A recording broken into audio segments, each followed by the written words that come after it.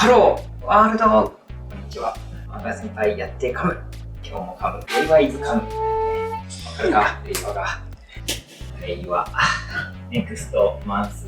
いや、もしかしたらディスマンスかもしれない。令和時代令和ワールドが始まったぞ。僕たちとは違う年号で生きている我々のカントリーでは2019年という概念ではないだぞ。そんなことはない。書いておこう。R だからね、正式には。L の方がかっこいいじゃん。令和1年目いこうか。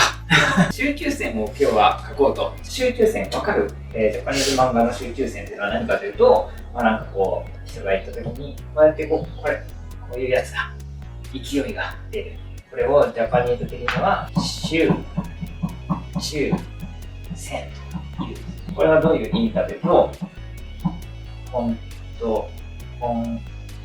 セントレーションライン。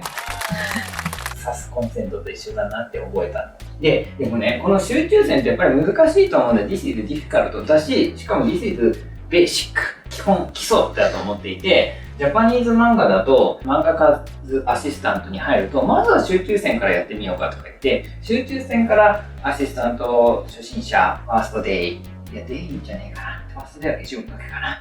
でもファーストステップではあった。それ僕は結構理にかなってるなと思ってて、理にかなう。リーズナブルね。リーズナブル。なるほど。そうか。リーズナブルだと思っていて、なんでかっていうと、自然なランダムさ、ナチュラルランダムさが書けるようになるからなんだ。で、このナチュラルなランダムさっていうのが、実はすごく漫画を描くときに影響するのが、みんな自然を描くのは得意かい？ナチュラルオブジェクト。例えば今日も僕らは、ジャパニーズ花見をここでやるわけなんだけど、ここでね、花見では桜を見るんですけど、ジャパニーズでは桜を見るっていう会があるんだよ。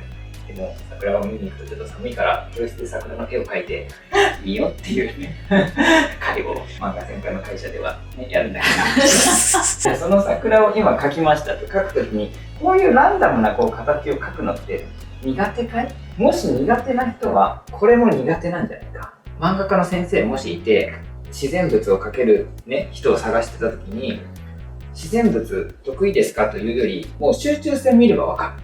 集中線見れば、この人自然物苦手だろうな、得意だろうなっていうのは、ここで判別ついちゃうぞ。で、自然物の練習っていうのに、いきなり自然物を描くんじゃなくて、どんな自然なランダムさが出てくるのかっていうのが、実は自然の形をとっていくというのに、すごく僕は近いと思ってる。フィーリング、セームフィーリングなんだと実は思っている。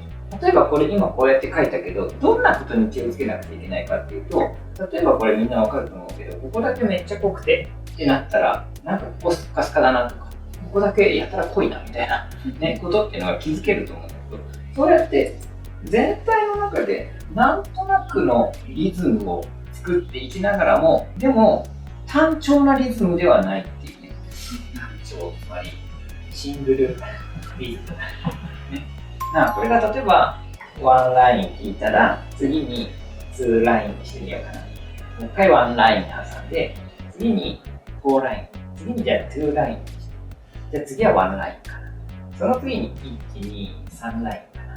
完全なランダムじゃない。完全なランダムにすると、みんなクリスタの集中線機能でランダムをしてみるとよくわかると思うけど、本当のランダムっていうのは結構偏るんだよね。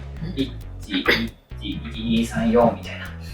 そんなに偏るみたいなのが本当のランダム、数字上のランダムになってるんだけど、ある程度のバランスを見ながら、1、3、2、で今度また3続いたから今度1にしようとか、2、3にしよう。で今度はじゃあ、2にして、4にしよう。で、最後に。で、そうすると、ここなんか弱いな。次のところとか。っていう、この、ナチュラルなランダムさ加減というのを体感で覚えてほしいんだ。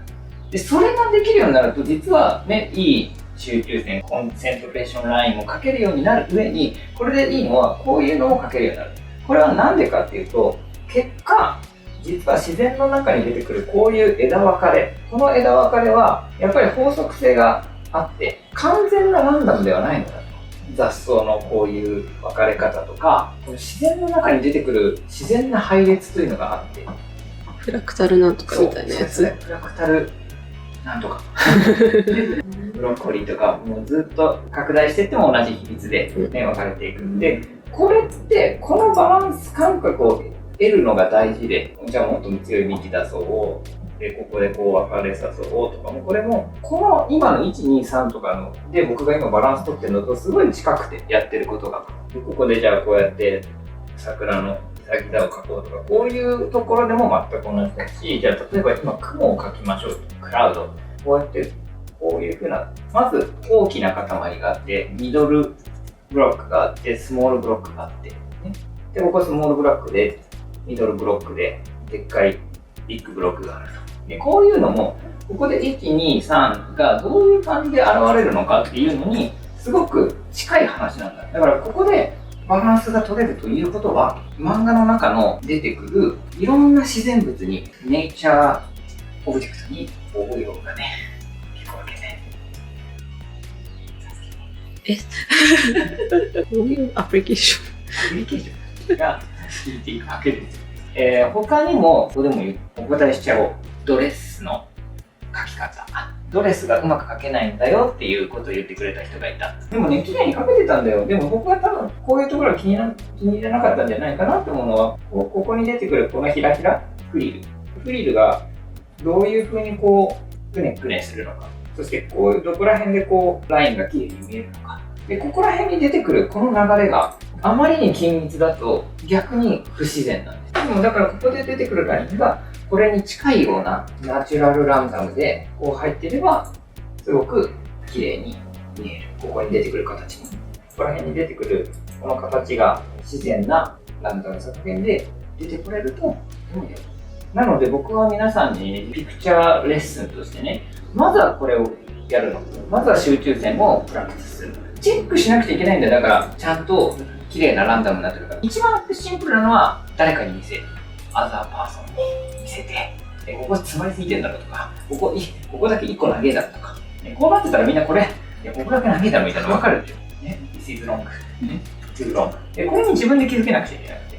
で、逆に今度、ここに出てくる間の感覚と、だけどここだけ長いよね。ここだけのブロックが大きすぎる。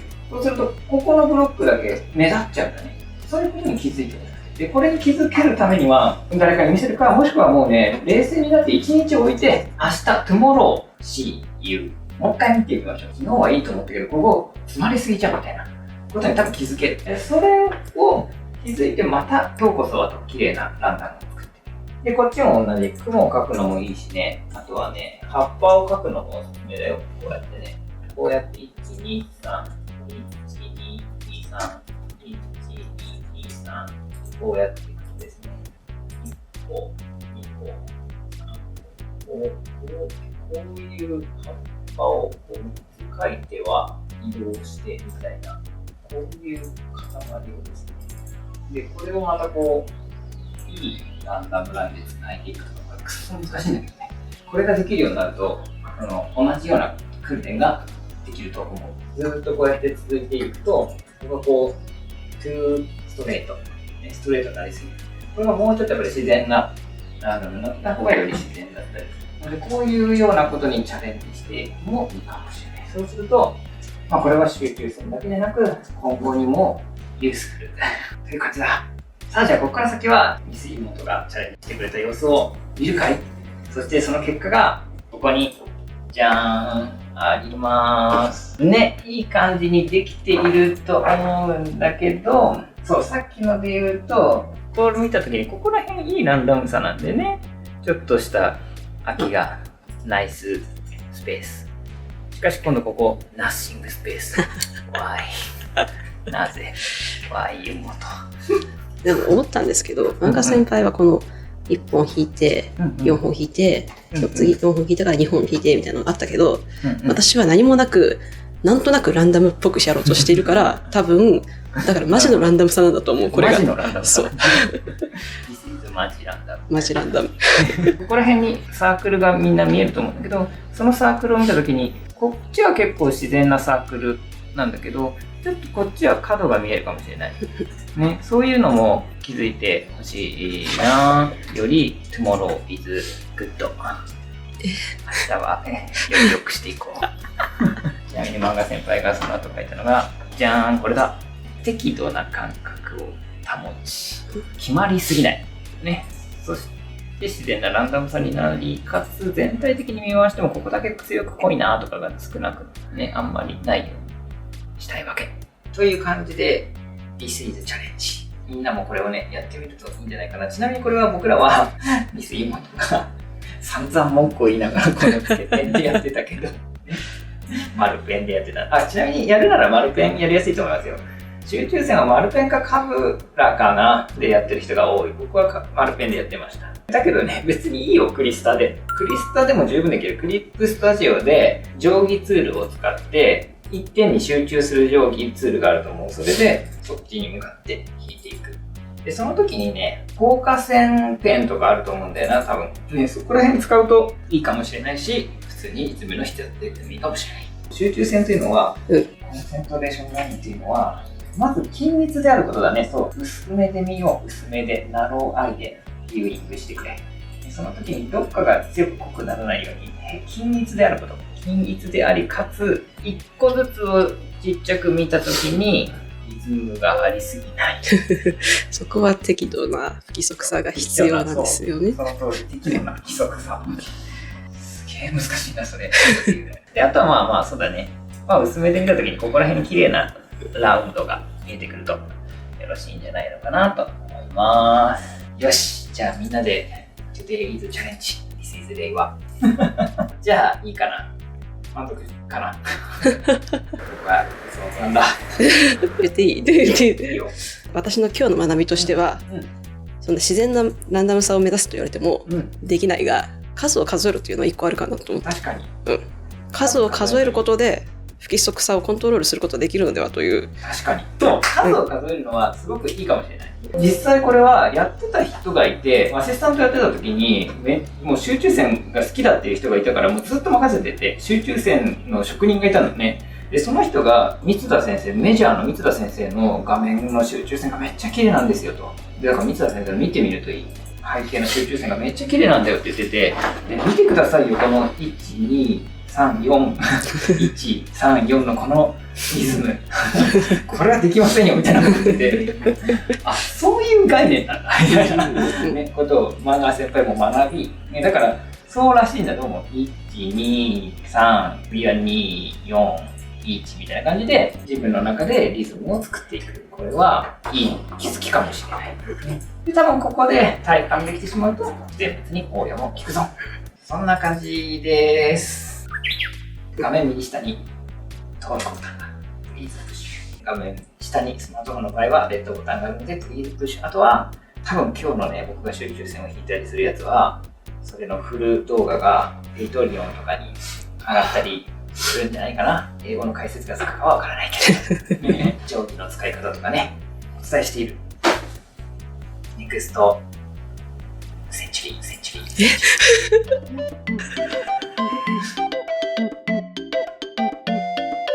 合わないじゃん